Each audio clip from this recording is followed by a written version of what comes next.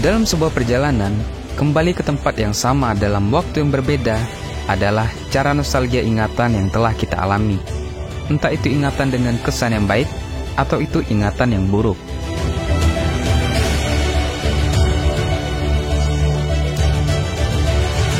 Setelah 10 tahun berlalu, saya kembali lagi berkesempatan melakukan pendakian ke Gunung Kerinci, yang termasuk ke dalam Seven Summit Indonesia atau yang biasa disebut Atap Sumatera.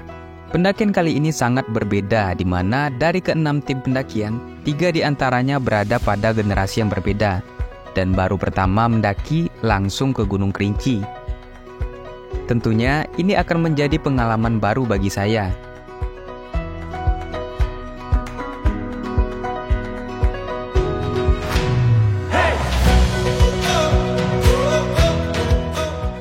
Setelah membeli logistik untuk pendakian, kemudian kami melipir sedikit menikmati bandrek di tengah kota Pekanbaru. Sedikit ngobrol dan mengakrabkan diri. Karena untuk Mas Anto, Pak Apol, dan Bang Anas saya baru mengenalnya.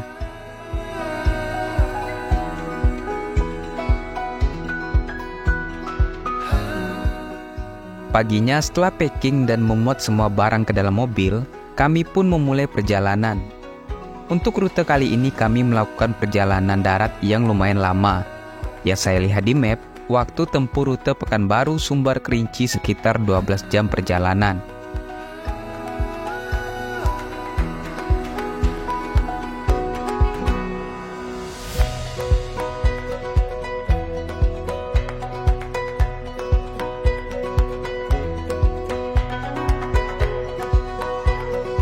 Oke, sekarang saya dan kawan-kawan tim pendakian udah sampai di jembatan yang ikonik sekali di Sumbar, yaitu jembatan Kelok 9. Biasanya kan di video saya sebelumnya itu ke Gunung Merapi, itu tuh kami nyampai malam, itu sama Ucok berdua, sama Edi juga yang nyusul kemarin, itu kami nyampe malam. Sekarang kami dapat view-nya itu siang menjelang sore. Mudah-mudahan nanti kita sampai ke tujuan ke Kerinci itu dengan aman dan nyaman. Ini bersama sini Pak. Pernah nengok teman ini di video pendakian? Halo guys. Kalau kawan-kawan mungkin nengok video-video yang udah lama gitu ke yang Singgalang Merapi, pasti pernah tengok nih. Road trip kali ini ke Gunung Kerinci. Coming soon. Kemungkinan singgah sebentar di Payakumbuh dan lanjut lagi ke Kerinci, oke? Setelah dari Kelok 9, tibalah kami di Payakumbuh, di mana kampung halaman dari Pak Apol dan Bang Anas. Karena tenda kami cuma 1 dan kapasitas 4 orang, kemudian karena rute kami melewati Payakumbuh, beberapa hari sebelum berangkat saya mengabari seorang teman mau meminjam tenda, yang kebetulan dia juga tinggal di Payakumbuh. Namun kenyataan tidak sesuai yang direncanakan, yang awalnya dia mengatakan bisa dipinjam, tapi selama perjalanan dari Kelok 9 sampai Payakumbuh, saya mengabari tidak ada respon sama sekali. Kami pun mengecek penyewaan tenda yang berada di Kerinci, tapi belum menemukan kecocokan harga. Dan Pak Pol mengatakan, udah beli aja tenda di sini daripada susah-susah. Kemudian berbekal pencarian lewat Facebook, akhirnya kami menemukan tenda yang kapasitas dan harganya cocok. Dan kemudian kami langsung meluncur ke store outdoornya. Tidak lama setelah membeli tenda, seorang teman tadi mengabari kalau dia baru bangun tidur. Tapi ya sudahlah, yang penting perlengkapan kami sekarang sudah aman. Dan sepertinya harus punya perlengkapan sendiri nih.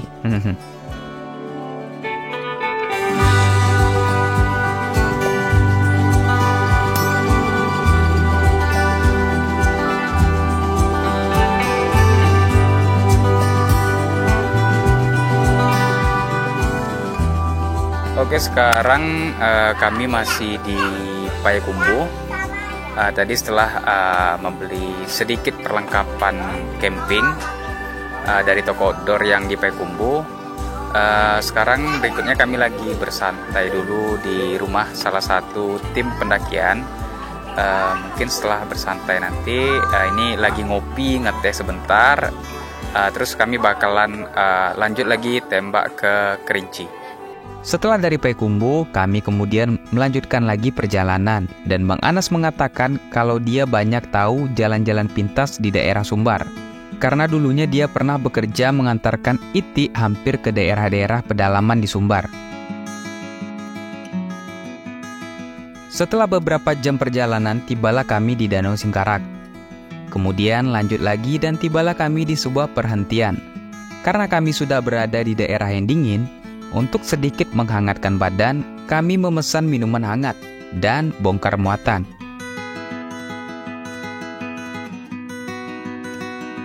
Oke, sekarang saya dan kawan-kawan udah sampai di homestay Mak Juswa ya. Rencananya nanti setelah mungkin ke masjid dulu mau sholat subuh karena ini udah masuk jam 4.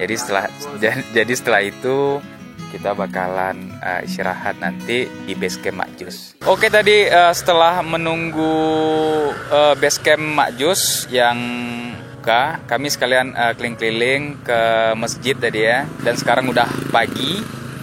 Dan ini view Gunung Kerinci, gunung yang bakalan kami daki besoknya.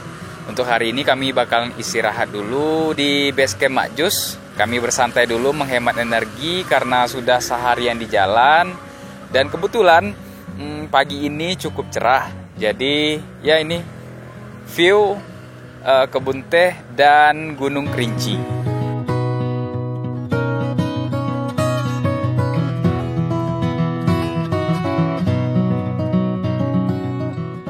Tadi setelah kami mencari tempat untuk sarapan, kemudian setelah itu kami lanjut lagi ke base camp Mak Jus. Dan sekarang kami berada di base camp Mak Jus, di mana sebelumnya kami sudah loading alat ke sini.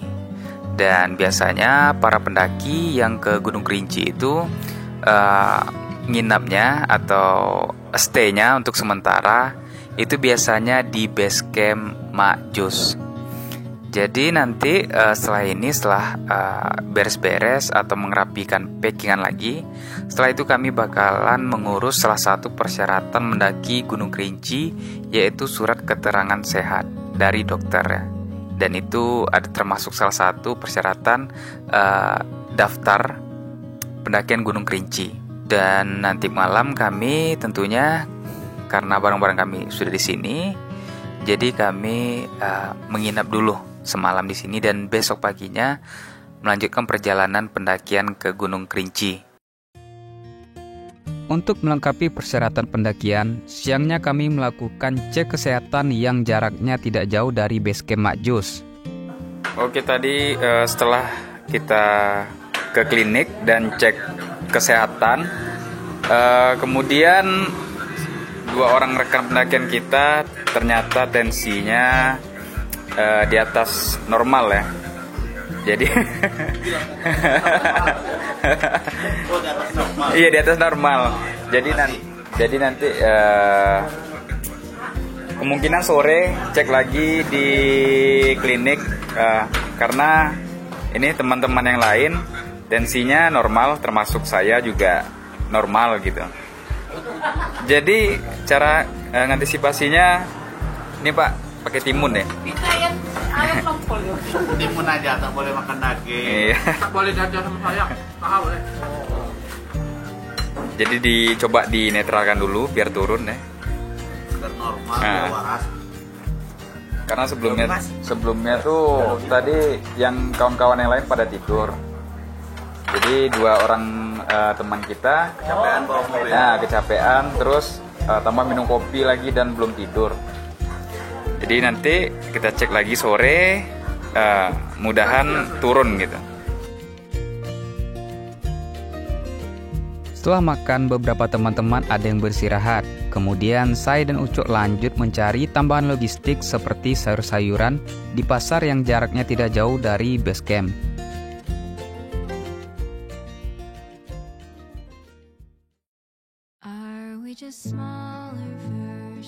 Sorenya setelah Pak Apol dan Juple cek tensi dan sudah normal, kemudian untuk mengisi waktu luang, kami berencana melihat sunset dari salah satu bukit yang berada di Kayu Aro. Oke, tadi rencananya kan kami itu mau naik ke atas itu. Nah, terus kan karena kondisi tanahnya tidak mendukung untuk kita naik ke atas, jadi kami menikmati di sini dulu. Oke, itu kebun teh Kerinci ini termasuk kebun teh yang terluas se-Asia Tenggara ya. Walaupun kita udah jauh dari base camp tadi, tetap masih nampak Gunung Kerinci. Gimana tadi Pak? Pak? Aduh, lumayan gugup juga. Tadi iya. Naik sana kan? Ada pelatih Ananda Mikola nih. Rupanya untuk naik ke atas bukan ukuran mobil kita. Jadi tak sempat naik, mundur lagi dia. Udah, tidak bisa kita memaksakan. Setidaknya kita udah dapat view yang kayak gini gitu. Dah, gimana tadi Mas yang ngarahkan? Oh, memang medannya cukup menantang, cukup off-road. Kalau bagi pemula kayak kita nih, memang harus ekstra belajar dengan medan yang seperti ini. Cuma, yalah, semuanya jangan terlalu dipaksakan, karena yang terlalu dipaksakan itu pasti sakit. Itu dia. Apalagi mobilnya baru ya. Pak, Cak, ini lah. Sangsing na shi so se ja. Naik. Nah, ini bintang kita sekarang nih, Bang. Awak banyak ladang di situ tadi. Orang itu ladang apa awak punya? Ini awak punya. Abang orang Siko mah. Iya, orang Siko asli. Jadi ya, mengapa cara Siko gini kok Pak? Kami memfoto-foto video, Pak. Oh, foto video. Iya. Oke, mungkin itu tadi sedikit refreshing kami biar tidak terlalu suntuk menunggu di base camp karena besok mau berangkat. Jadi kami sedikit keliling-keliling mencari spot wisata yang paling dekat di sini. Dan mungkin ini kami berhenti di sinilah. Ini spotnya untuk berfoto-foto. Soalnya di sana tadi ada tempat bersantai juga, cuman harganya lumayan. Jadi kami memilih bersantai di sini. Dan tetap juga dapat spot yang bagus. Pagi ini kami bersiap-siap untuk memulai pendakian. Untuk menuju ke pos registrasi, kami menggunakan jasa transportasi mobil dari kenalan Juple. Yang kebetulan abangnya dari kenalan Juple ini mengelola base camp Makjus. Karena kalau berjalan dari base camp sampai ke pintu rimba itu sudah banyak menghabiskan energi, yang seperti saya alami di pendakian Kerinci sebelumnya. Pos registrasi pendakian Gunung Kerinci sudah jauh berbeda. Wajar aja sih, awal pendakian pertama saya ke Kerinci itu di tahun 2013. Sekarang saya dan kawan-kawan lagi di pos registrasi pendakian Gunung Kerinci, di mana persyaratan awalnya itu adalah surat kesehatan. Kemudian setelah itu kita cek lagi perlengkapan logis yang kita bawa, itu harus didata salah satu. Dan itu salah satu persyaratan pendakian Gunung Kerinci juga, pengecekan logistik. Dan nantinya misalnya buku-buku yang kita bawa tuh, sampahnya harus kita bawa turun kembali. Sekarang lagi proses pengecekan logistik yang kami bawa setelah melakukan registrasi catatan nama. Setelah dari pos registrasi, kemudian kami lanjut lagi menuju pintu rimba. Sebelum perjalanan menuju pintu rimba, kami sedikit melakukan pemanasan agar tidak kram ketika pendakian. Sekitar 15 menit berjalan, tibalah kami di pintu rimba, titik awal dari pendakian Gunung Kerinci. Tentunya sebelum pendakian kami berdoa guna meminta keselamatan dari awal berangkat hingga turun. Karena salah satu hal yang penting dari sebuah pendakian adalah pulang dengan selamat. Pak Pong Kerinci, yes! Setelah berdoa, pendakian kami dimulai.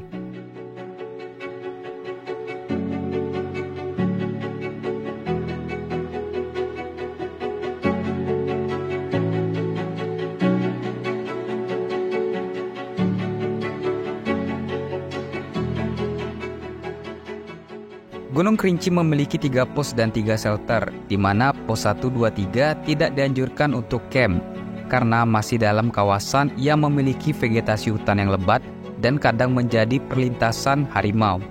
Sangat dianjurkan camp di shelter 1, 2, 3 karena sudah berada di ketinggian dan vegetasinya juga sudah mulai jarang.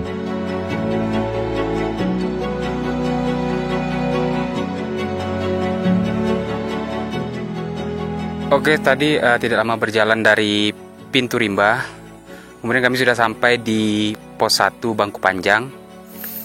Kami beristirahat dulu sebentar, tapi tidak lama. Karena kita berjalan perlahan saja, jangan terlalu banyak berhenti, biar nantinya kita bisa mencapai target camp kita. Jadi kawan-kawan, pos 1 Bangku Panjang. Ini Bangku Panjang. Oke, ini masih awal perjalanan. Kita baru melewati pos 1 dan terus nanti pos 2, pos 3, shelter 1, shelter 2 dan camp target kita ke shelter 3. Mudah lancar. Awalnya pendakian kami masih aman-aman aja. Namun setelah dari pos 1, Ucok mulai mengalami kendala.